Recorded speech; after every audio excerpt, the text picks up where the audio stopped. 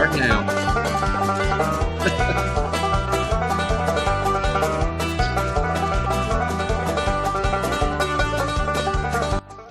Okay, folks. Hello to everybody. Mike Scott with you, Understanding Bigfoot. It's been a couple of months since we've got a show out. We've had a very busy summer, a lot of different things going on with myself and my co-hosts and our guests and so forth. We've had a couple of them lined up, and some emergency things came up and fell through. But I'm joined today by both my co-hosts, Susan Perez, the director of the CMO Bigfoot Cryptid Research Group on Facebook from out of Cape Girardeau, Missouri. I'm out of Cape Girardeau. And Becky Pepper out of Nacona, Texas. And ladies, it's good to see you guys today. Good to see you. Good to see you too. And we all, on this recording time, we're recording this actually on a Sunday afternoon, and everybody kind of had to rush around to adjust some schedules to get this program in. So I appreciate you ladies doing that. And before we introduce our guest, Susan, I want to just bring up, you and I and some others had a chance to go out into the field last night in our area here in Cape Girardeau County. And you have been hearing about my conversations with a certain female Sasquatch. And even though it didn't last very long before we left last night, you got to experience that firsthand. Tell us about that. Well, we had sat there for a while and just talking and everything. And finally, after it got dark, then there seemed to be some activity. And behind us, there was what sounded like an owl behind us, but it would respond only to Mike's voice. And it was just, last time we were there, we heard all kinds of owls all over the place. Last time I was there. And this was just one particular sound. It was very close. It was very clear. And when Mike would say something, it would respond immediately. When he'd say something else, it would respond immediately. And it was just so clear and so close. It was really interesting and very amazing. She was probably within, 25 yards of us, probably. She was very in the tree line, very close. Now, the last time you were there was probably about a year ago this time, in August. And that was the night, I think, when she first made her appearance. And I say appearance, she stayed in the tree line and began communicating with us. And then she and I had several throughout the fall. And she was kind of invisible. February, March, April, May, we didn't hear anything out of her. And then she showed back up this summer. And I asked her, and Troy, you might have some insight in on this when we introduce you and get you going on this. I asked her the last time, a couple of weeks ago, she kind of came back and she was, okay, there she is. You're back. Great. I asked her if she or any of her friends had a baby. And she just completely shut up and she wouldn't say another word until probably about over an hour later when everybody else left except for me and another person. And then last night, she came in, she started going back and forth with me. I introduced you, Susan, to her, and then you spoke Cherokee to her. Mm-hmm. You probably should have spoke Choctaw to her, but you spoke Cherokee to her. I'm trying to learn. and she clammed up. She wouldn't talk anymore. Yeah. I think it was just the unfamiliar voice that she just didn't recognize. I don't know. I mean, we're all speculating, right? And then as we were leaving, she kind of came back and hollered a few times, maybe saying some goodbyes or so. But that was I was glad you got to witness a little bit of that, so you don't think I'm totally nuts. It was very yeah. That's we know we're all a little nuts, but right. It was great to experience. And the only other thing I've ever experienced was on a night expedition in Kentucky, and I heard a knock, and it was loud and clear. But that's the only other thing. And I have heard the monkey chatter up there where we've been. Yes. That was very unusual. Although owls do monkey chatter, but this was kind of over the top. Well, we're going to talk to Troy a little bit about that too, about the owl sounds and so forth, and what the difference is. He's got a little firsthand experience on that, Good.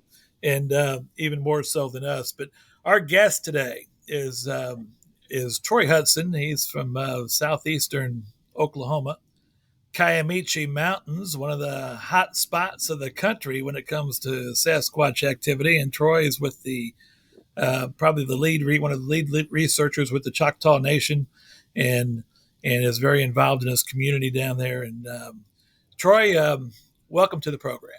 Thank you. Thank you for having Welcome. me. Welcome, Troy. Thank you.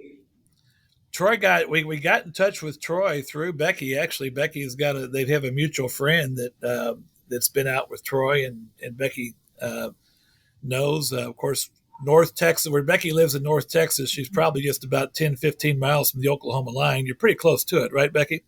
Yes, real close. Okay, and then so probably closer to where Troy is at than any of us. But Troy, tell us a little bit about your background and what you got started in all this. Now being with the Choctaws, and we know, and Susan kind of brought this up off camera, and she's always told us in educating us that the Sasquatch and Bigfoot and all that goes way beyond the 60s in the Patterson Gimlin film. Hundreds of years of the Native Americans going back with interaction with Sasquatch. So tell us a little bit about what got you involved in some of that history. Well, so I grew up in eastern part of Oklahoma. It was a small rural town, mixed tribal and tribal, non-tribal, and you went to school like some people do it, grow up in that culture. It's prominently within the Creek Nation is where I grew up, but a lot of the kids I grew up around were Creek, and of course, like anything, the only words you learn in another language is the dirty words and the bad words. So, didn't really have much of a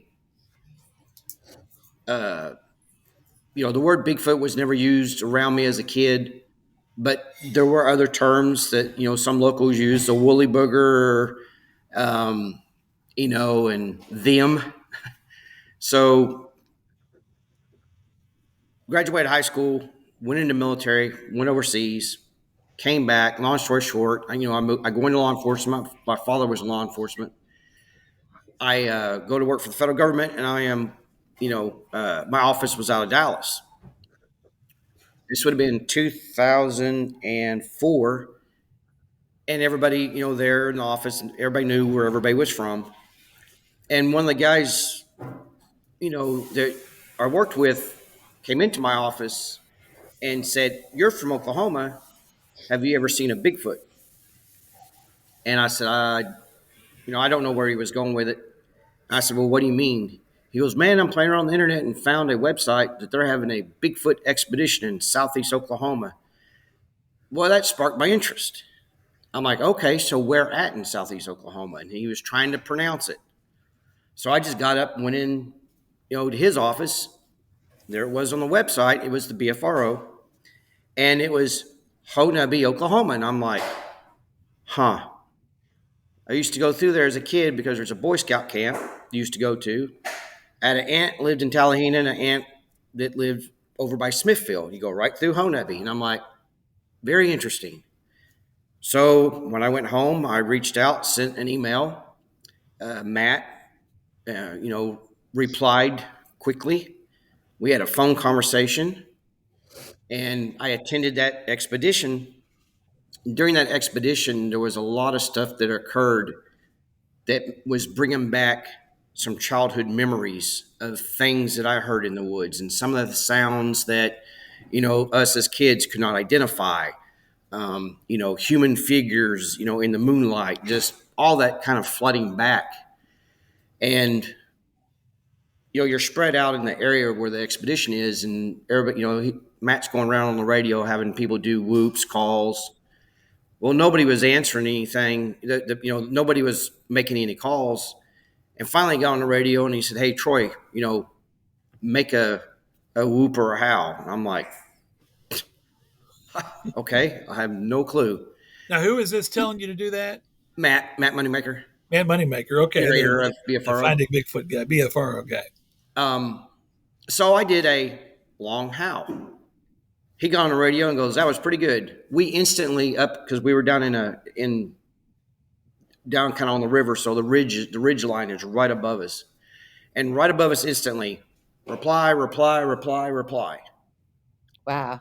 Next day, we're having breakfast and conversation, and Matt goes, "Hey, you've watched some of the shows or some of the shows or, you've been practicing that howl." And I'm like, "No, but is that the sound they make?" And he said, "Yeah." And I'm like, I heard that as a kid a lot, Natural. all the time as a kid. Never, again, as far back as I remember, there was no word Bigfoot in my childhood. Right. So, long story short, Matt asked me if I want to be an investigator because I'm in law enforcement and, all that kind of relays into doing investigations. And there was nobody at the time for Oklahoma, Texas, and Arkansas. And said, sure. Got probably about a month later, I'm into the internal part of the website where you can look at reports when they're submitted. And I found one that was only like 26 miles from where I was living. And the rural area outside of McKinney, Texas, it's over now, so there's no sense of trying to hide it. We're outside of McKinney, and I said, no way. But it's right there. I'm going to call. They invited me out. I wasn't there probably a couple hours, and the things they were telling me did not add up. Other than the fact that being in law enforcement so long, through my time, I conducted a lot of investigations where I felt comfortable that if I'm going to be talking to somebody about something Bigfoot related, I would be able to kind of feed through the silliness and know all the cues, an investigator would use to be across from somebody and they're having an interview, knowing if they're lying and they're just making this up, or is this passionate? Is this real? Is that real feelings? So everything the kids were telling me and the parents were telling me was starting to make sense. And so later that night, they asked me to, stick around until it gets dark because that's when the stuff would happen at the home. We're standing out there back behind the home. There's a building kind of off to the left. It's all on their property, and it's a white single-story structure. And it's right outside of McKinney, so there's still a lot of light from the city that illuminates that area where you really don't need to have, you can see where you're going. Well, as we're standing there talking, the kids are, they're facing this way. I'm facing this way, and that little building is right over there. And they were talking about the stuff that they do. And I just happened to look over there and noticed somebody walked up to the edge of that building. And I said, well, who's that? And right when the young boy turned, it spun, using this wall as a reference. It was a single, thin, overly tall person. And as I guess it realized that we were looking in her direction, him, it turned and I saw between the legs as it just made a blur as it into the tree line. And I was like, well, I'm hooked. So I spent almost 5 years working that property. It was unique because, again, it was only less than 30 miles from where I lived, and practically almost every weekend, because, I found a new hobby. I found something that's just interesting. I learned a magnitude of stuff, and there are other investigations that was going on in BFRO that were similar to it was the Kentucky project, and that investigator that was working that lived in Colorado, and the funding for that was another gentleman out of Canada. And with everything that I had going, what happened was he started funding what we had in Texas, and the investigator, name's Dennis, would fly to Kentucky, and then he would fly to Dallas. Then he would go home, and then sometimes he would fly to Dallas, and then he would fly to Kentucky. So the Kentucky and the Texas project, the activity, the things going on were, I mean, to the outside person, it's kind of hard to believe, but they pretty much were identical of everything that was going on. And I was fortunate enough that sometimes when he would fly from Kentucky to Dallas to stay, the weekend and then go home, and we had cameras, we were trying to all do the same thing. And I was getting to see a lot of the Kentucky videos because they were still, and we treated it's kind of like law enforcement. So here's the Sony digital camcorder that the video was taken on. Well, that camera now goes with Dennis to sit down and download it. And then they get a new camera to start using. So whatever was taken on that particular device, that device goes. They just don't like take the SIM card out or the card out, and then that device goes and gets examined and make sure that there's somebody isn't playing a game or anything. So I got to see a lot of pretty much just about, as far as I know, just about all the Kentucky videos. I would probably been, if the two people that lived at the property that did the video did us, I was probably the fourth person that would saw the video before it was ever, put into the archive, so to speak. Got associated with, spent a lot of time in Honubby. I got kind of associated with some of the people that was running the Bigfoot conference. I was doing some little odd things, running some ATV tours up in the mountains. And 2009, the people that were involved in organizing the conference, there was some type of falling out, and the Chamber of Commerce looked over at me and goes, "You know this stuff. Why don't you run the conference?" And we've pretty much been running it ever since. Oh, great. But I left the BFRO about that time frame, and I was being invited to go speak at different venues, and a lot of the other guys kind of went on and did their thing, and I met some new people through doing investigations. And people would ask, "What's the name of your group? What's the name of your group?" Well, it's just us hanging out. We're just hanging out. And it finally came down to it. We're like, well, I guess we're going to have to have a name. Almost all of us in the group are from Oklahoma. Just about all of us have native, we're mixed blood. So looking at the Oklahoma license plate from the older ones, it's, some of the older Oklahoma license plate shows Native America. Native America. I thought, well, how about the Native Oklahoma Bigfoot Research Organization? So that's where it stuck. Currently, we have the Honubby Bigfoot Festival and Conference. We organize the conference side because there's two. You have a festival and a conference. I speak at some other tribal events across Oklahoma. I've been invited. I spoke at a tribe event in Wisconsin. We have investigators. Our organization is a little bit unique. All of our investigators are recruited from our expeditions. So basically, our organization, one time a year, everybody comes down to Honubby because we have the facilities here to do it. And we have like a small mini academy where I have outside,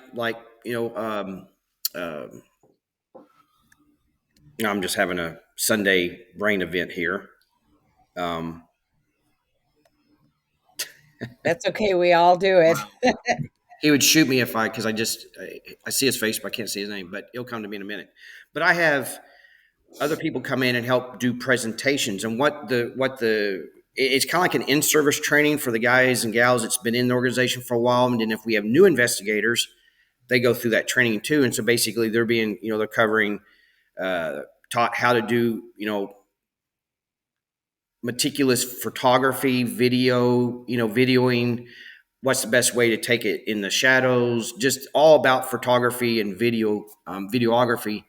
We have another gentleman that teaches print casting. What's the best way, and what's the materials to use, and what's the purpose of track casting. So then we have another individual that teaches interviewing. What's the best way to interview? The interviewing children, interviewing adults, interviewing difficult witnesses, interviewing easy witnesses.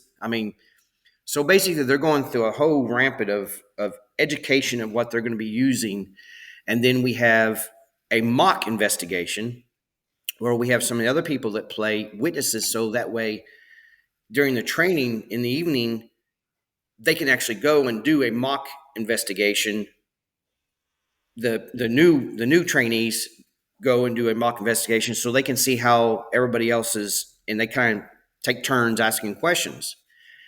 And then, of course, in the evening, we kind of go out and have fun and go run around in the woods. And then we have investigators scattered all over the state. And if John Q. Citizen joins our organization, goes to the training, then he gets kind of assigned one of the other veteran investigators. And whenever they go out to do an investigation or event or whatever it may be, that person goes with them. And so usually what happens is until they feel comfortable and we kind of feel comfortable that they're able to go do some stuff on their own. It's similar because we've had some places where our investigators have gone, and we wear polo, we have names, wear polo shirts, we have business cards, and they were doing an investigation in a small community, and at lunch they decided, the homeowner was going to take them to lunch, and while they were sitting there, the police officers in the town kept coming by and decided to go in and find out who are these guys, because they thought they were like federal agents or something.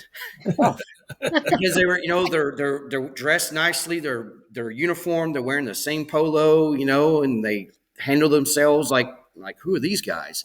And they were really, really, really shocked to find out that they were, investigating Bigfoot sightings. And that's kind of how we've got to name the aspect that's different with our organization as well is, yes, we take reports. Yes, we collect information and we have a database. But our bread and butter is basically public education, public outreach, and we kind of invest our time that it's people that have long-term activity on their property. They don't know what's going on. They don't know how to handle it. They're afraid to have their kids out there in the yard. We work with those landowners. And then we also, we kind of have a unwritten motto, not motto, but I guess if we had it on a poster, I guess we would be the closest thing to being Bigfoot 911, because we do and we have received information. We actually had a sheriff's office call because my association and say, hey, I think you can help this guy, because he kept calling the sheriff's office, kept going up to the sheriff's office. Y'all need to do something. Y'all need to do something. And long story short, it just worked out perfectly and said, hey, well, we're going to be coming through there here tomorrow. We'll stop by and talk with you. That worked out great. It was a situation that could have turned bad. Y'all are familiar with the Honebi siege. So this was going down that road. This was headed that direction. So that's why we have guys and gals around the state that can handle different areas. Because this was in my area of where I operate, and I was able to spend a lot of time, and I still do with some of the other. I looked at my phone. I still do. I have a ton of people on my phone that will call and text and say, hey, this happened, that happened. So working with this gentleman for probably an hour to 2 hours a day on the phone, not including text messages, for probably about a month and a half, got him into a situation where he was no longer having to carry a rifle when he went from his front door to his pickup truck.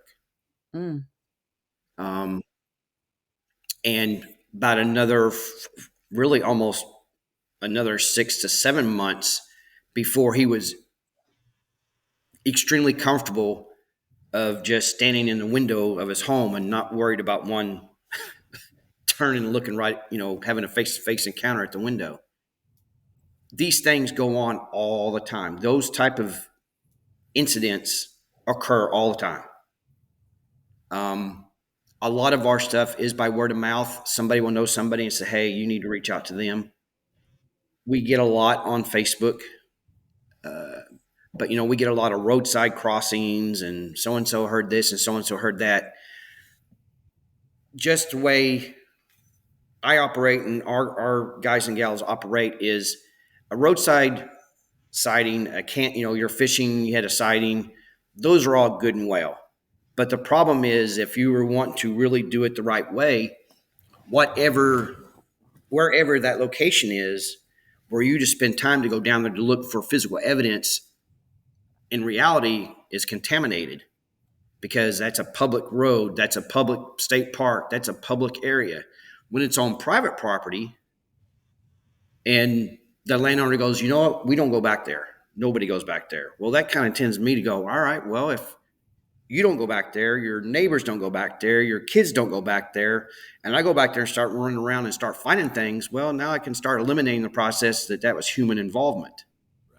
So we spend that more of our effort on putting, our people's time into those scenarios.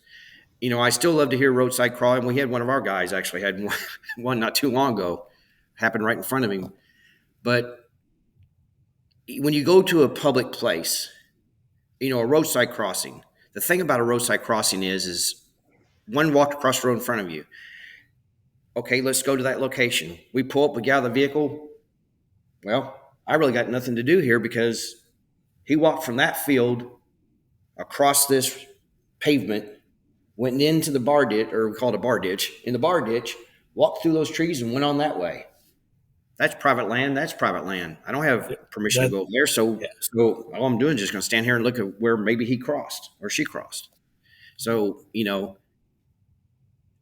don't want it to sound like we're just blowing it off. It's just that there's not much we can do that other than, put it into the database and add it as where we do divide our areas of sightings by county. And that's just kind of a geographical identification, but we tried to explain to people. And usually when I do give presentations and people were to ask, and I explained that most Bigfoot organizations do classify their sightings by a county, but in reality, this county may had 6 sightings, this county may had 9, but in reality, part of this 9 belongs to the part of this 6 because it's the same 2 or 3 that just keeps getting seen in different areas. So there's not 6 in this county and 9 in this. There's probably a trillion more. It's just so sighting reports with geographical locations, in my opinion, is extremely high in error.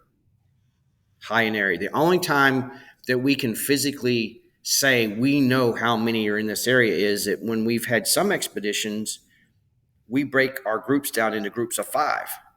And some of our people are usually the guide or the team leader or whatever you want to call it. And they'll go off in different directions. Now we have communication by radio, but usually through the night, this group over here has 2 of them running around. This one over here has 3. This one over here, I have 1 over here behind me. So now we can start adding them the number to know exactly at that spot. Here's how many's just in this area.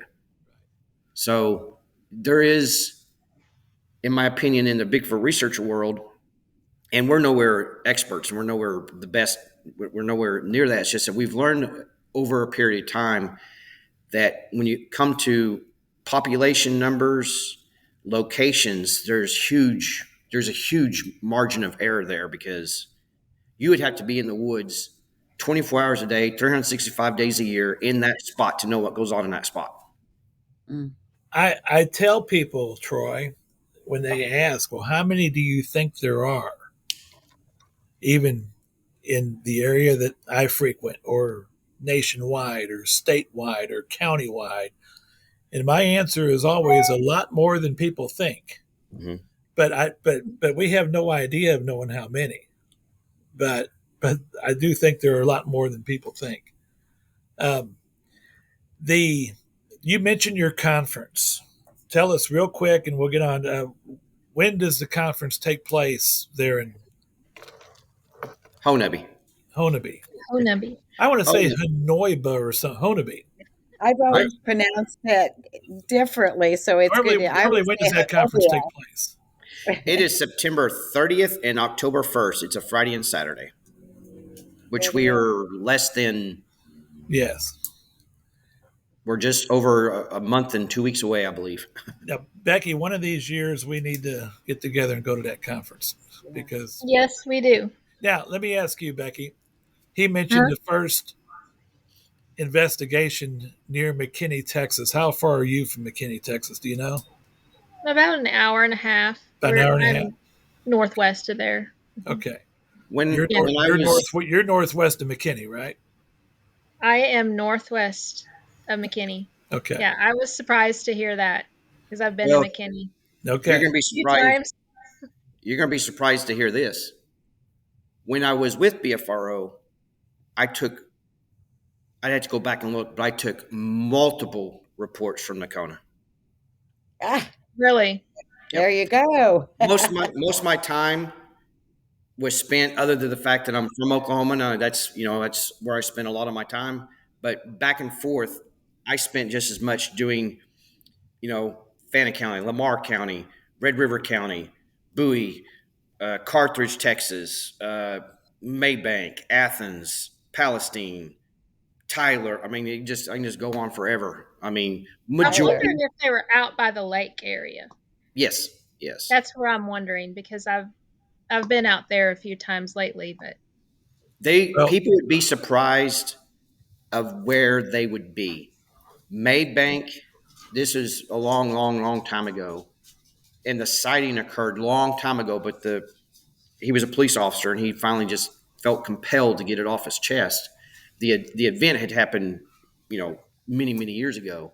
But he was actually on patrol in Maybank and was going around the backside of a building, and there was an area there, I guess, where it goes down to a creek, and there's a wooded area. And he was going around the backside of the building, and his headlights caught something.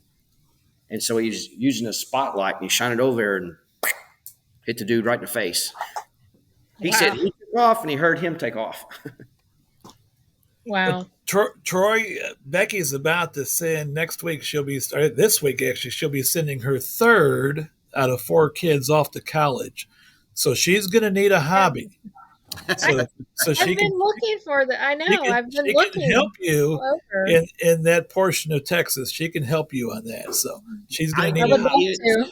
We do get a lot, majority, 90% of our stuff is Oklahoma, but because of the fact I've been in this for a while, and a lot of people know because I have to live in Texas because of my job, but I do still get a lot of stuff. Matter of fact, I have a place, it's out by the Nexus River. I had to go back and look at my notes. I told the guy, I said, I might try to get out to see you, a little bit later in the year, but because of my job and everything we got going on up here, I'm kind of, my schedule does not give room for Right. things. So, Yeah. I'd love to help any way I can. If there's an area that I could go check That'd be out, great. that would be awesome. I would love to know what your Native American thoughts are on what these beings are and what your people, the traditions say they are, how they've interacted with them. well, yes. And I'm just going to throw this in there first because I'll probably end up coming across it. I have been in a unique situation, and I guess it's the best way to explain it. So, Dr. Melba Ketchum lives in East Texas. She was doing some of the research, beginning the DNA project, and some of that was, being part of the Kentucky Right. project. Mm-hmm. The investigator, um, they knew each other, and just trying to cut it real short. She was needing somebody in Texas that she could use to do field work, but she wanted somebody reliable.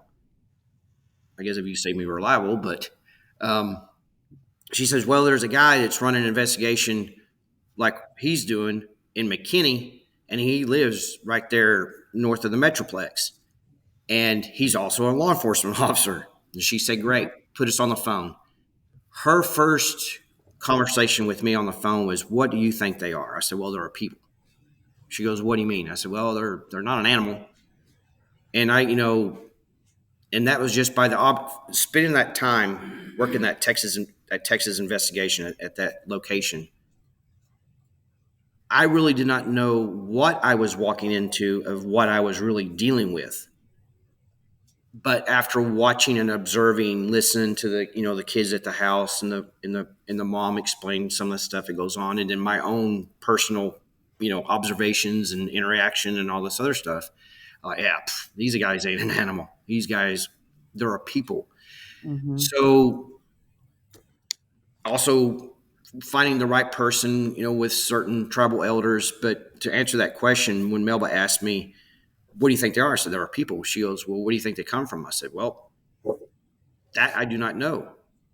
She said, do they have special abilities? Yes, because I've seen some things that there's a few things I still won't talk about, but yes, there's some stuff going on.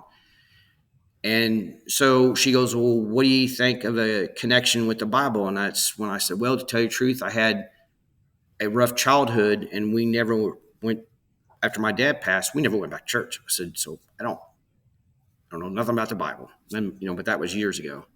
This would have been in 2009 when we had that conversation. And through all the stuff we were talking about, she goes, I can prove exactly what you're talking about with the DNA. And I was like, okay, what DNA? And that's how I got involved working with her. I am nowhere near an expert, but the DNA supports certain native cultural beliefs. Mm-hmm. Every North American tribe, in some regards, have a name for them. The thing about tribal knowledge when it comes to the Bigfoot is a lot of it has been lost because, like the way certain tribes are, and here in Oklahoma, the tribes are very, very involved in cultural preservation and bringing their language back, storytelling. But finding the right person that has the right information is rather difficult because through the years, a lot of that knowledge has not been passed on because the younger generation is more worried about the iPhone and going and playing sports or going and doing something. So certain tribal type knowledge of that, and that's what our organization is also looking at doing, is working on that, trying to keep, our own manuscripts, our own whatever's told, we write it down so that way, because if something happened to us, nobody would be able to go, all that knowledge is gone. Mm-hmm. So, and I am working with a few elders. I'm working with some other people from other tribes that are working on that because, a couple of them even said, we don't mind telling you these things because we know where your heart is. We know what you're going to do with this information. And they want to share it because of the fact that nobody else wants to hear it. And it just, I'm not saying nobody else wants to hear it. It's just that, and some of y'all know, and there's things about tribal elders, and a lot of it is a connection from a family member or somebody that's close to the family that gets me, a name, or we put us together, and then that elder will go, well, you need to go talk to, and then it just keeps snowballing. Mm-hmm. But, there's a way to approach an elder, and there's a way to listen to an elder, and there's protocols on asking questions and when to ask a question. And once you've kind of learned a lot of that, you'll find real quick those doors start really opening up. But the information given from elders about the tall, the tall ones, the Bigfoot, the Sasquatch, the other names everybody has for them, is they're just another tribe of people. They've been here as long as we've been here. Mm-hmm. They've traded with some. They've shared knowledge of things. The Seminole, the Ponca, the Muskogee Creek, a lot of tribes, elders have certain stories, and it's common among them that whenever the tribes were removed from Mississippi, Seminole, or Mississippi, Florida, Georgia, Kentucky, that the big guys traveled with them. Mm.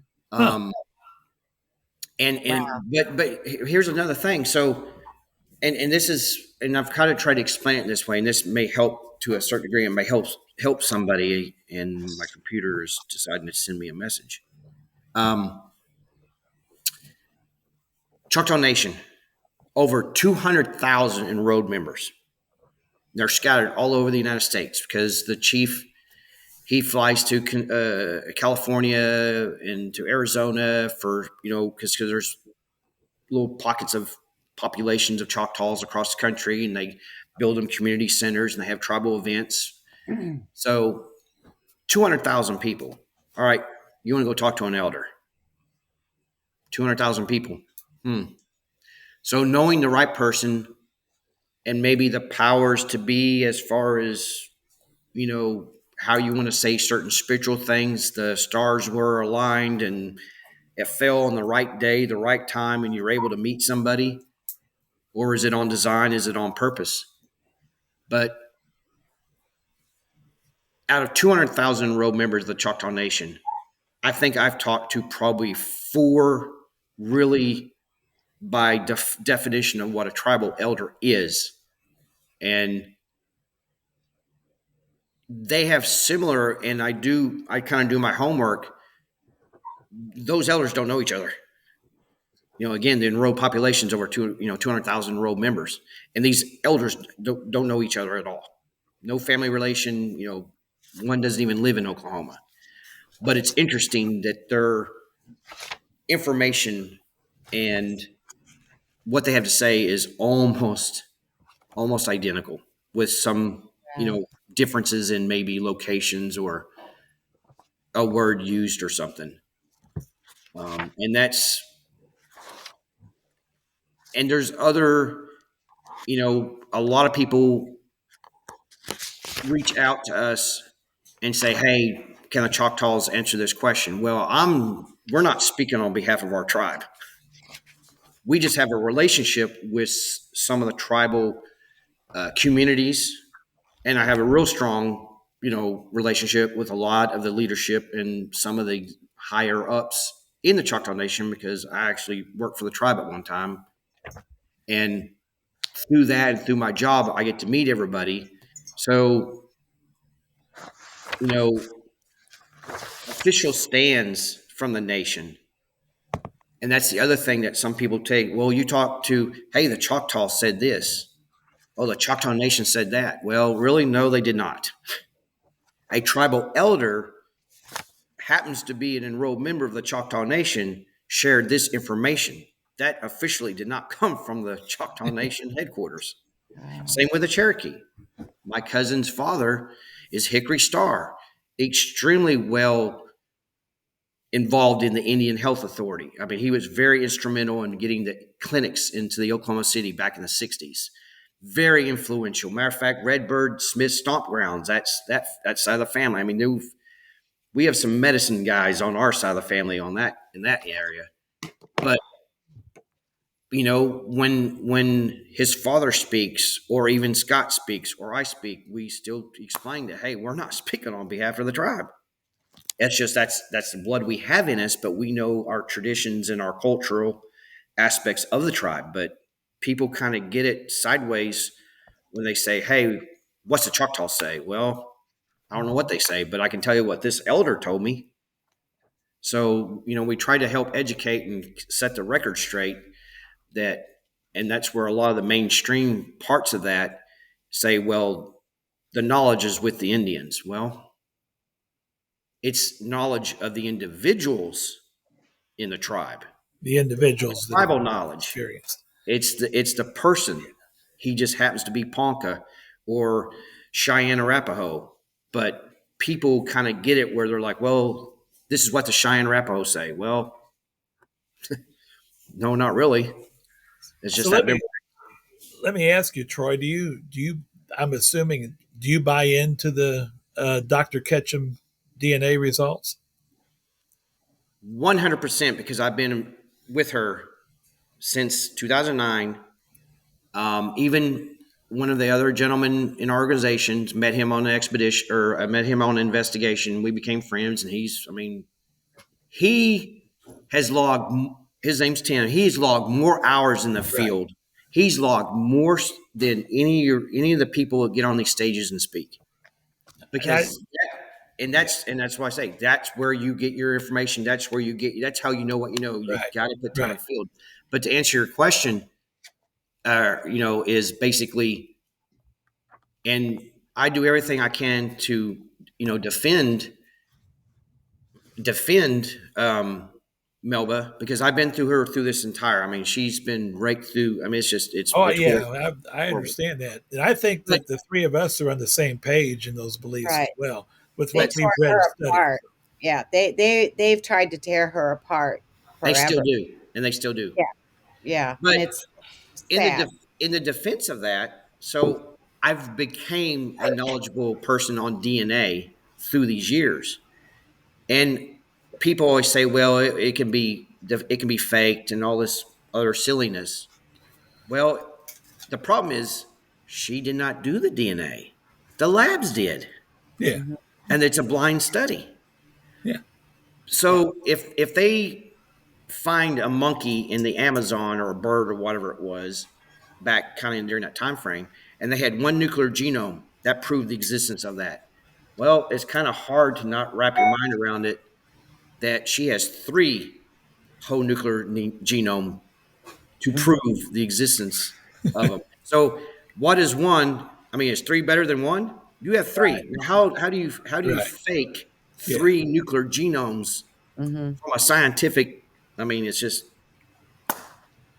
But I do know why, and we all kind of know why things went the direction they went, because it does have certain biblical implications, and it, in a sense, I wouldn't say rewrites history, but it proves certain things about history, and it proves certain things about us and them. Yeah. So, you know, was it the time for that to come out? No. Is it now? Probably not. Um, but the vindication to the people that do this, such as yourselves and us and our guy, that's for our that's for our benefit. And I've gotten to the point, where I'm speaking at events and whatnot and people, you share. A lot of people that get into this, they want to share information and learn things. But I've always told people when they come on expeditions about, well, I want to have that type of encounter. Well, I want to see it like you did, or I want to see it like he did. And I explain to them that that won't happen. Doesn't happen that way. Your experience is your own. You gotta have your own experience. I tell I that to may have people saw all the I may time. have saw one riding a tricycle. Then this guy over here will next one see one he's trying to get. He's trying to, you know, put the uh, coat hanger back up on the clothesline because it fell. I mean, there's just each. Never one of them are all the same. Let So let me shift gears and just have you share maybe one of your most exciting field experiences that you can think of in dealing with one of the Sasquatch. Well, and I've been asked that quite a bit, and I'm trying to figure out how to. It's almost the point that I need you to be more specific because I wouldn't even know where to start. Okay. So Have you have, nighttime, daytime, have you had a have you had a face to face encounter? yes. Tell us about it. Oh, let's First, see. tell us about that first face to face encounter.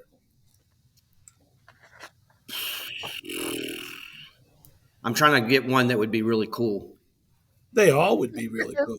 Yeah, Yeah, they'd all be really we're cool. not picky. So we were on we were on a property at a friend's home, and I've been on going on that property for many years. Matter of fact, it was all the military people that's been out of the military would get together on Memorial Day, Veterans Day, and have a camp out.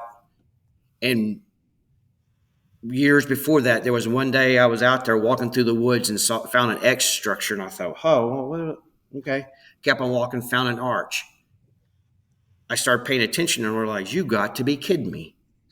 So I paid more attention and realized, yep, they're there. So X's and arches. Yep. this incident, my buddy Tim was on his four-wheeler. We had another gentleman that's from there. He's not a Bigfoot researcher, but he's had his experience, and then we all just hang out. He's standing off to the side. I'm standing. We're facing a tree line. We're in an open field. Tree line is mixed cedar and hardwood. The cedars are kind of overgrown part of that, and something's going on over there. That's why we're standing there. We're like, well, yeah, there's something over there moving around. Now the little dogs on not little dogs, but the dogs on property, they don't make a big deal about it. Now they'll chase one or two of them, but normally they just sit there and wag their tail. Well, they kind of took off. So we're just standing there talking, and right there in front of me, the movement was getting pretty, like something was trying to work its way through the cedar trees. And we got to talking. I was like, well, I guess we're going to figure out right now, here in just a few seconds, what that is, get her to come out of that tree. This dude, all I saw was what's on the comic book, and there's a superhero where he's going like this, and he's like shooting across the.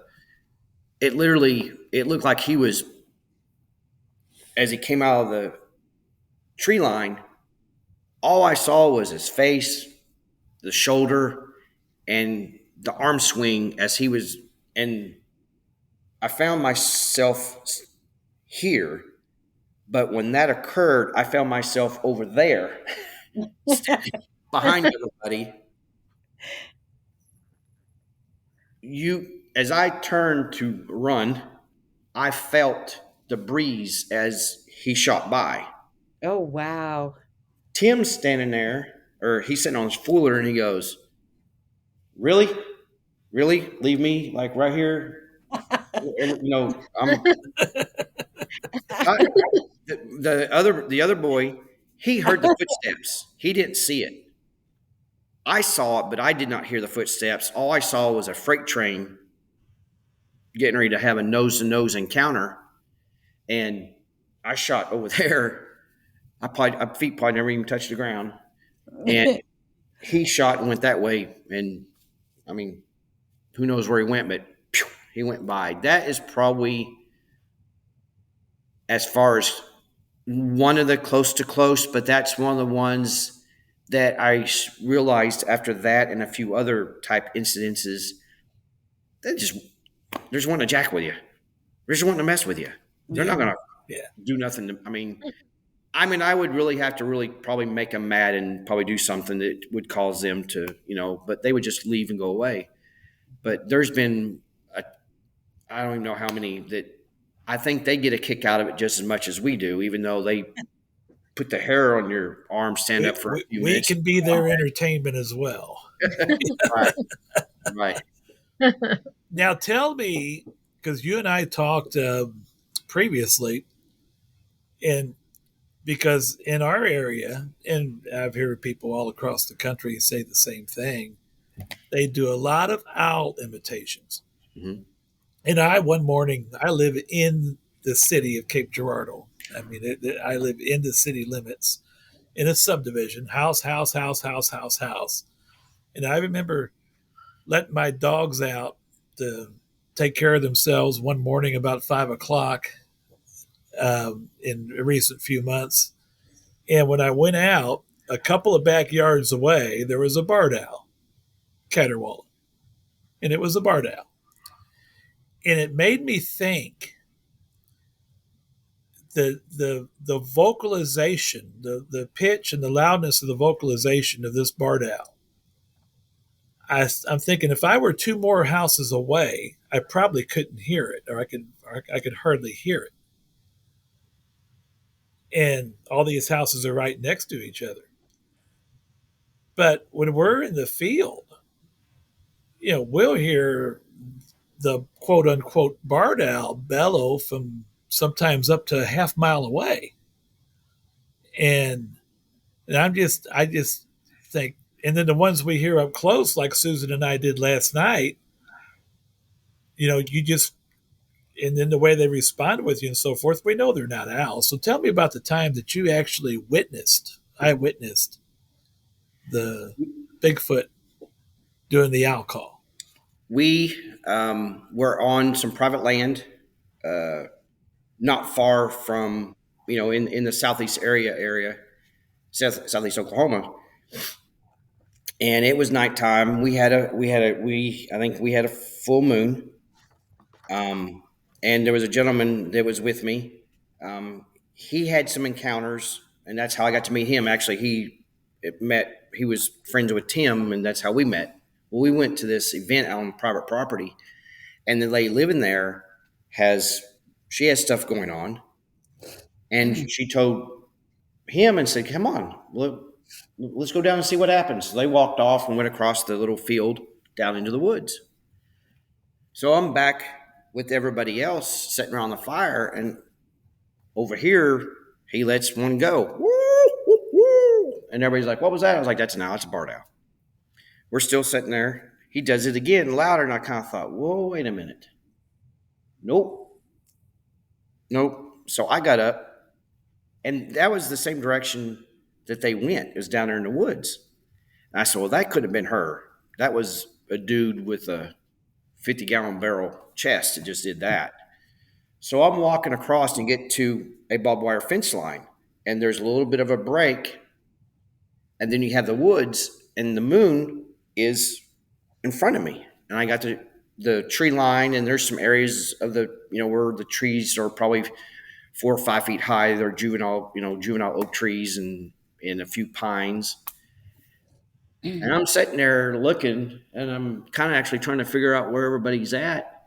And dead in front of me, just to guess, if I remember right, guessing 50, maybe 20 yards, He let one rip. He just let it rip. I looked straight ahead. If he didn't move, I never would have saw him. After the sound went off, he dropped his head, and then that's when I kind of like, Oh my gosh. yep. Let me, what's today's date? Yeah. He's documenting. I need to write this down. But it always happens. But it also always happens. There you go. But it also always happens that you look around. Yep, I'm by myself again. Nobody was here to witness that. But that is, for me personally, outside of when people ask about an owl call, and I always ask them, I said, "Well, is it elevated or was it on the ground?" Yes. And then if it was on the ground, when the owl's making the noise, is he running about 25 miles an hour going through the woods?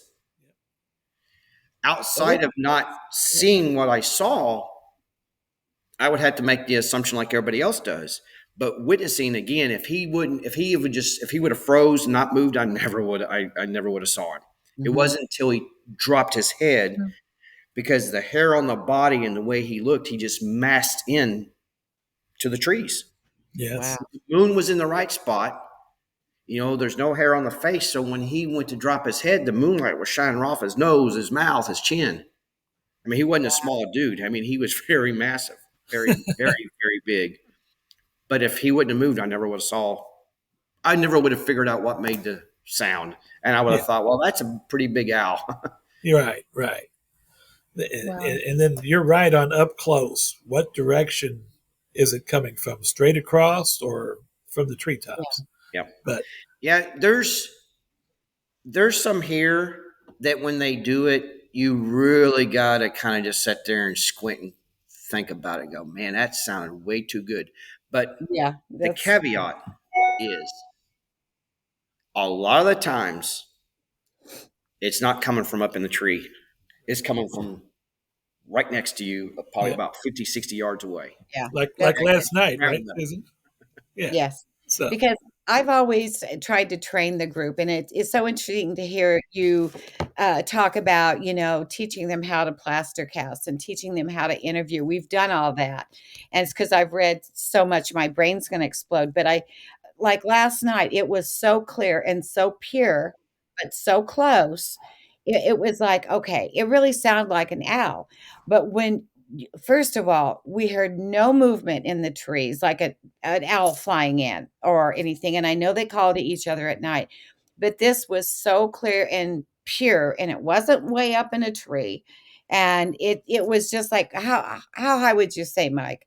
It just was like taller than a person is what I imagined it, where the sound was coming from. Would you say that? I mean, I couldn't estimate. it was in where she was at. Once you get to the tree line, you got a hillside, so she was probably downhill a little bit as well, Yeah, because it where she drops was off. standing, a little Uh-huh. drop off, and it was pretty much coming straight across to us. We were sitting in lawn chairs, but she could have been 7 foot tall Mhm. and down a few feet on the hillside and still projected straight across to us. And that's kind Right. of what it was projecting to us. Because a year ago or whenever I heard all that, there were just owls calling all over the place, and they were overlapping, and it was like birds, how they're just talking to you. This was different, but I always say, make your evidence fit your theory, not the other way around. I'm gleaning that from someone else's writing, because it's easy to say this or that, but to hear it for yourself is such a miraculous thing. And the point that fascinates me so much is a language. And there's so many people that have documented their language. And I made little what do you call them? Study cards in Cherokee to say, hello, my friend, and this and that. And I've also got it for Choctaw, and I've got it for Osage and some of the Indians that came through Missouri. But that hasn't worked on anything. But because so many people have said that they feel they did the Native Americans learn something from the Bigfoot, or did the Bigfoot sort of pick up the Native American language in some cases? Have you experienced any of that?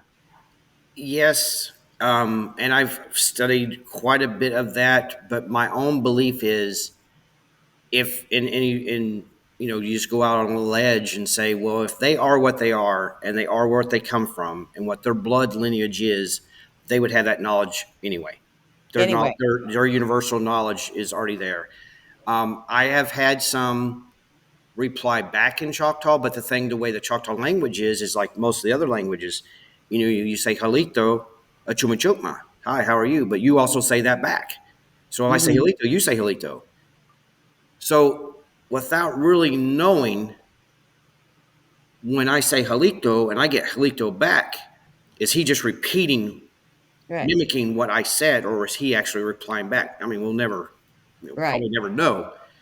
But I mean, I've heard them speak with the naked ear, and I've heard them speak on recordings because we use that's the only technology we actually use is recorders, Mhm. because a recorder is something that I think they feel comfortable around outside of a camera or a security camera or something. But a Right. recording, or there's the pros and cons with the video or recorder. But the recorder, all that does is just gives us our knowledge of the fact that they're hanging around. We just put that sucker down, drove off our four wheeler. You just heard it. Within 2 minutes, something's picking it up and walking around with it. Mhm. So they're right there. We know. Um, but a interesting thing that occurred at the Texas investigation. One of the girl, the younger girl, she calls and says, "Hey, are you coming over?" And I said, "Yeah, I'll be over there tomorrow night." She said, "We've got something to tell you." And okay, so they have a trampoline on back, and that's kind of where the thing started with the kids seeing things and hearing things in the woods. They were back there playing. So, I arrive and go back there, and they're on the trampoline, and I'm sitting there talking to him. He goes, "Hey, we're going to tell you something, but please don't laugh." I said, "Okay." They call our names. I was like, Mm-hmm. "Okay." Now, remember, this is in the beginning, so I don't have my knowledge what I have now. And I'm like, "Okay, all right." Went on months later, and they said it sounds like their mom calling, and they'll go in the house, and mom's in the house. And so they're like, "Oh, that's them." So again, I'm coming over one day, and and the girl there would have encounters when she would ride the horses. They got horses. I said, "Okay, been we've rode many times." So I'm coming over, and she's like, "Well, I'm not there yet. Just grab the horses and go ahead and saddle them up. And when I get there, we'll take off and go down the river." So, all right. So I go and get one of the horses and bring them over to where this trailer is, and that's where all the tack, all the saddlery stuff is in that. So you come over and you tie them up and you change the bridle and all this stuff to get the horse ready. All of a sudden, the horse started to back up. Ears went back. Eyes got real wide, and that's about getting ready to happen. Somebody's going to get kicked. And when all that went on, that's when I backed up. I'm like, okay, hold on now. The tree line's right behind me, probably maybe 2 arm lengths away. And it's a real thick. This was the warmer months, and it was real thick foliage. And right behind my head, I heard the girl's name, Erica, and I was like, Mm-hmm. Whoa.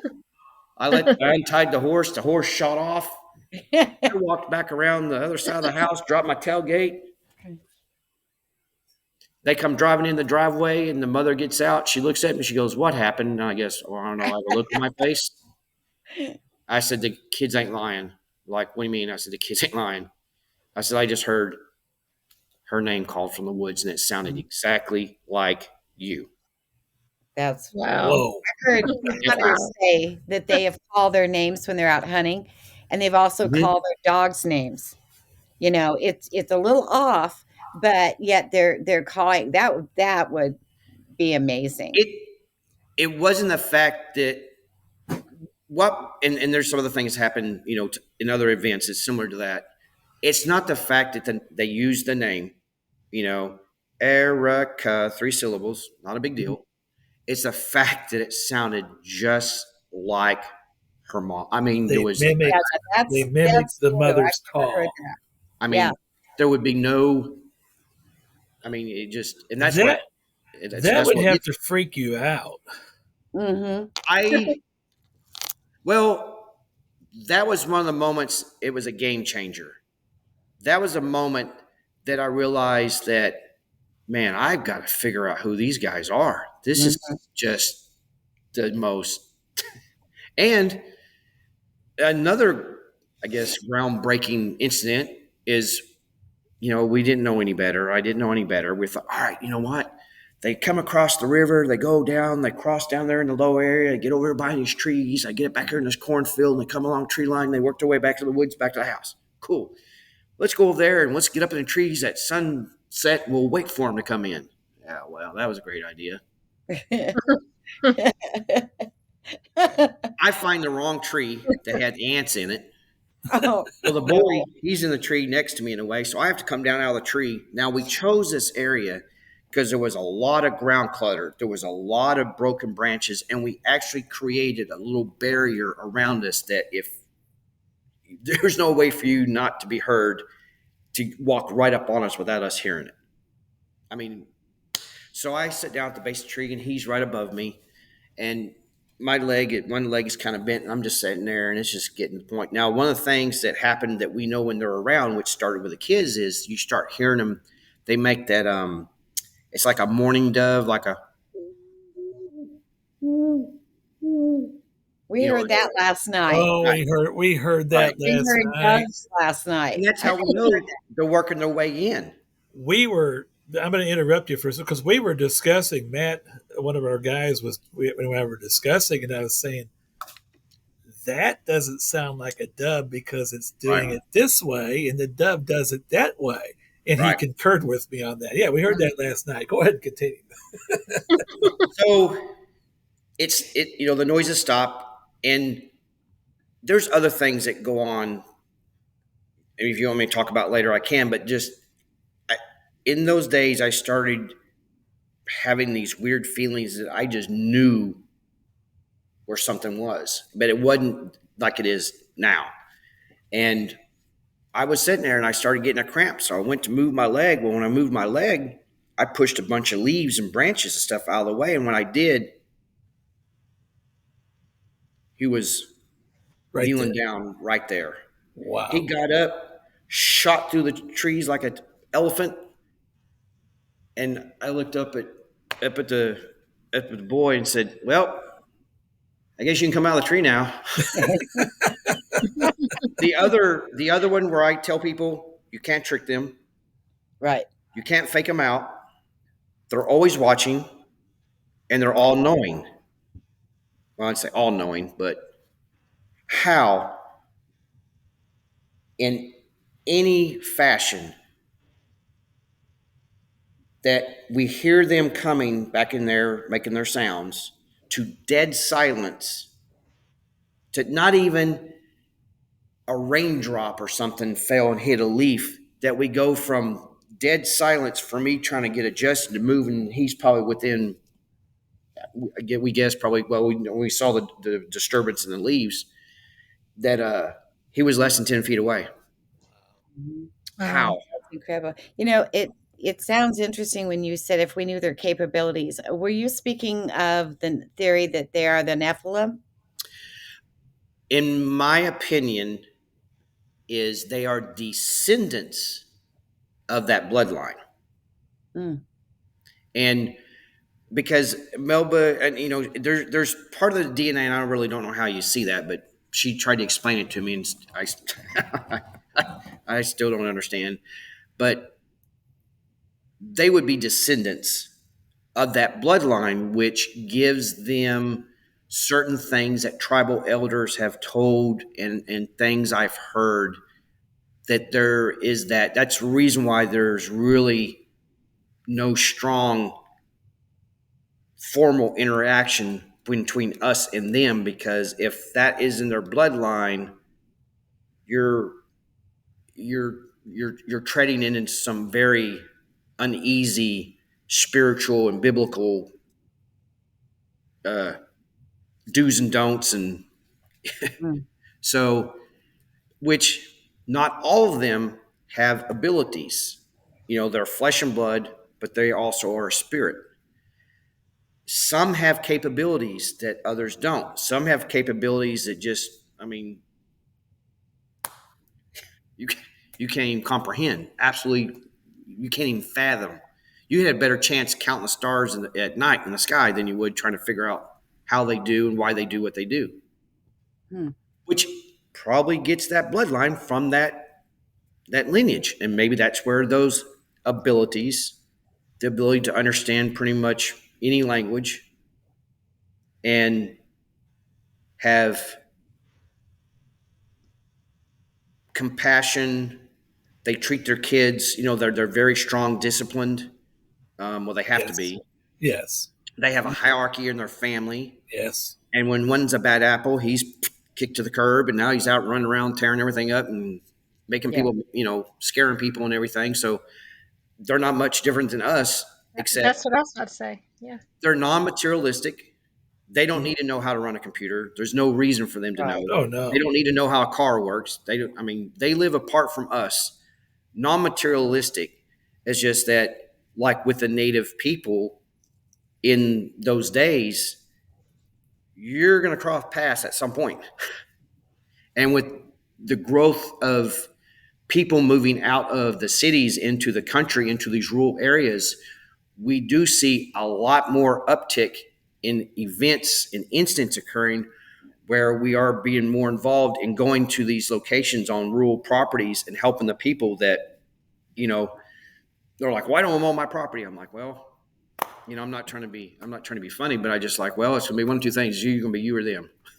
I can guarantee you who's going to win. Yeah. Yeah. And we help share Right. with the landowner of things they can do. Because this situation we had recently, and he goes, no, just he was like, come on, I got a gnat flying in my ear. He goes, just tell me just lay it all out. I said, here's the deal: you can either deal with it or you can move, and we can help you work through that. But you're going to have some give and take, because you're going to have patience. So you're going to have, you know, you put something in their area where they've probably been traveling that way through how many years? Their ancestors probably traveled through there. Now all of a sudden you threw a house up, and I would be upset too. There's way it goes about dealing, accepting, and living with it. But a lot of the times where things occur that I have realized and we have realized why things happen, why do rocks get thrown, why are they breaking that branch, why are they doing this? A lot of times that I have found, it's not the Bigfoot, it's the person. You always find, instead of finding out what the Bigfoot was doing, I always ask, well, what were you doing? Oh, we're playing loud music, and we're drinking beer and throwing our beer cans over there. I'm like, well, I'd be pretty ticked off too if you were doing that where I hang out or something. I'm So a gonna lot of time, it's not the yeah, Bigfoot; it's what the person's doing. I'm gonna stop you here, Troy, because our producer has got someplace he's got to be before too long, and what you just touched on in the last 10 minutes, we could talk for another hour about. All Yeah. right. And so I want to get you back on here and maybe discuss some of that stuff more in depth, and maybe another story or two if you'd be willing to come and join us on Yeah. that. And we will do that in a time in the hopefully the not so distant future. And my goodness, a wealth of knowledge, educational, and we're so glad you came on with us. Troy Hudson, out of southeastern Oklahoma, Choctaw Nation. Becky, Susan, I'll give you guys a final word, and we'll get this thing wrapped up today, and we will continue it with Troy on another day. Go ahead, Becky. Okay. Well, Troy, thank you for coming on with us. I really enjoyed listening and learning everything you had to say. And kind of sounds like to me that, Susan, maybe you need to go out there with Mike and just address Mike several times, call him by name. So one of these days, I think, Mike, I think you have that Scott charm in your voice. And Oh, that's why that Sasquatch has been talking, female Sasquatch has been talking to you. well, We were talking last night, and thank you, Troy. You're welcome. I could listen to you forever, and I've been taking notes, and then I lost my place, and I'm going to find out, because it's just, I like to document everything, but it's so important that we share the knowledge, and to hear a different point of view is so great. I mean, we concur with a lot of your thoughts and a lot of your things, and we just hope that, we can bring our type of research in an honorable way to these beings, because to me everybody's, oh my gosh, you're out there, you're doing this, all my friends think I'm nuts, and everything, but I really feel that, to me, God made everything, and Mhm. it's a part of our world. And if, show them everybody respect, regardless of who they are, what they are, their station in life. But I was teasing Mike last night about, boy, the girlfriend, do you have any boyfriends? Does she have any brothers? And it was funny, because I looked at Matt's researcher. I looked at his wife and said, do you have a couple of brothers for us? Like that, teasing and stuff. But it's interesting to have the confirmation, because like I said, I always have to play the skeptic, because I want to present to our group. We're up to 806 people now, I believe, as of last night, on Facebook, and we have about 20 people that attend our meetings here and stuff. So anything that you can share with us, we'd love to hear it again. I'll Yep. make No a problem. list. I'll make a list of questions for you. Troy, Yes, I'd thank, love to hear it again. Thank you, thanks a Troy. lot for being here, and please come Thank back and you. join us. And I'll Yep. just concur. I went over 1,000 subscribers in the last couple of months on the YouTube channel, and I want to thank everybody for doing that and following it, and always being encouraging when we post new shows, and we try to get good guests that have something to add.